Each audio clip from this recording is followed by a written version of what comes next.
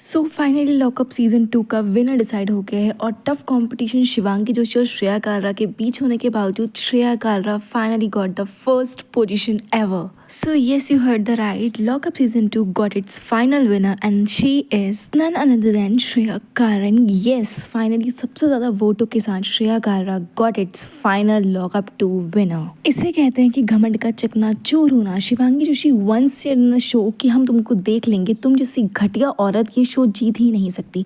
And finally I think Shivangi Joshi का घमंड यहाँ पे पूरी तरीके से चूर हो गया होगा. And it is well set कि फैंस के पास इतनी पावर होती है कि जितनी वो आपके लिए हाइप और आपको पॉपुलैरिटी दे सकते हैं, उतनी ही जल्दी वो आपको जमीन पे पिला सकते हैं. And I think this suits for Shivangi Joshi, क्योंकि उनको इस बात का घमंड था कि वो तो ये शो जीतेंगे ही जीतेंगे. एंड आई थिंक फाइनल में जब वो श्रेया कालरा को विनर प्राइज मिलता तो शिवांगी जोशी का फेस एकदम देखने लायक होता है, जैसे कि वो बिल्कुल ज़्यादा एक्सपेक्ट नहीं करी थी कि वो इस गेम को लूज कर जाएंगी. मेरे अकॉर्डिंग तो देखो शिवांगी जोशी जीत भी सकती थी, बट जो उन्होंने हर्षद के साथ किया इसके बाद उनको इतना क्रिटिसिज्म मिला कि टीवी की बटरफ्लाई एक्ट्रेस और टीवी की एना मैना डॉल के नाम से फेमस हो गई है.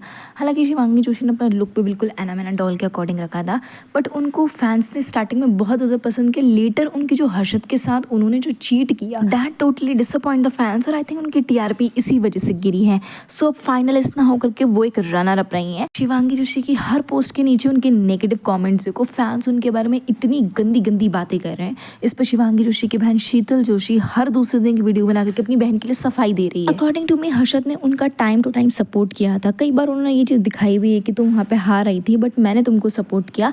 And I think Shivangi Joshi इस पर बहुत ज़्यादा ऐसे रिएक्ट करती है कि जैसे कि उनको पता ही नहीं है. And she deserves at all. क्योंकि भाई मामला चीट का कुछ इस तरीके से है कि श्रेया कालरा से पूछा गया था कि अगर आपको शिवांगी जोशी के बारे में टर्मिनेशन या उनको शो में रखना है तो इस पर आपका क्या कहना है. तो येस अगेन, क्योंकि वो उनकी राइवलरी है तो ऑफकोर्स उन्होंने ये कहना ही था कि शिवांगी जोशी को टर्मिनेट कर दिया जाए. इस पर हर्षद बीच में करके बोलता है कि I want to say something to Shivangi Joshi and Shivangi Joshi को प्लीज़ इस शो में रहना चाहिए, शी शुड बी देयर, और मैं वो शो लीव करके चला जाता हूँ. इस पर शिवांगी जोशी कैसे रिएक्ट करती है कि हर्षद प्लीज़ सोच लो.